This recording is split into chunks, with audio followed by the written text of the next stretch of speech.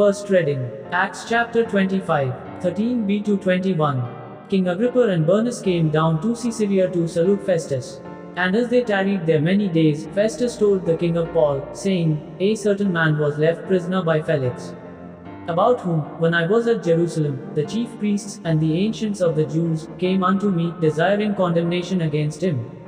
To whom I answered, It is not the custom of the Romans to condemn any man, before that he who is accused have his accusers present, and have liberty to make his answer, to clear himself of the things laid to his charge. When therefore they were come hither, without any delay, on the day following, sitting in the judgment seat, I commanded the man to be brought. Against whom, when the accusers stood up, they brought no accusation of things which I thought ill of, but had certain questions of their own superstition against him, and of one Jesus deceased, whom Paul affirmed to be alive. I therefore, being in a doubt of this manner of question, asked him whether he would go to Jerusalem, and there be judged of these things. But Paul, appealing to be reserved unto the hearing of Augustus, I commanded him to be kept, till I might send him to Caesarea.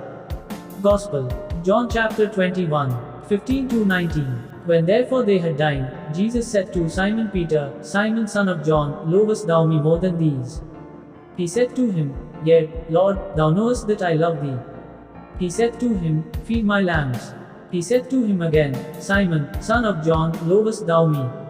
He said to him, Yea, Lord, thou knowest that I love thee. He said to him, Feed my lambs. He said to him the third time, Simon, son of John, lovest thou me? Peter was grieved, because he had said to him the third time, Lovest thou me?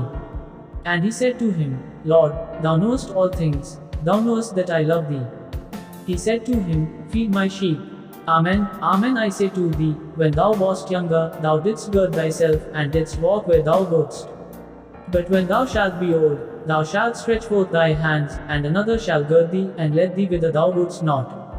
And this he said, signifying by what death he should glorify God. And when he had said this, he said to him, Follow me.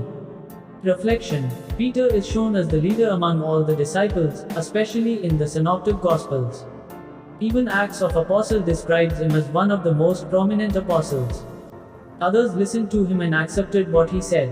Whenever Jesus asked his disciples any question, it was Peter who represented others and came forward with a reply. Seeing his simple yet unmoving faith, Jesus declared him to be the rock upon which he was to build his church. Today Jesus asks him a direct and personal question, Peter, do you love me? He repeats the question thrice. Why was there a need to repeat the same question thrice?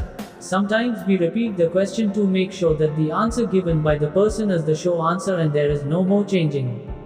It also indicates that the person understands the answer.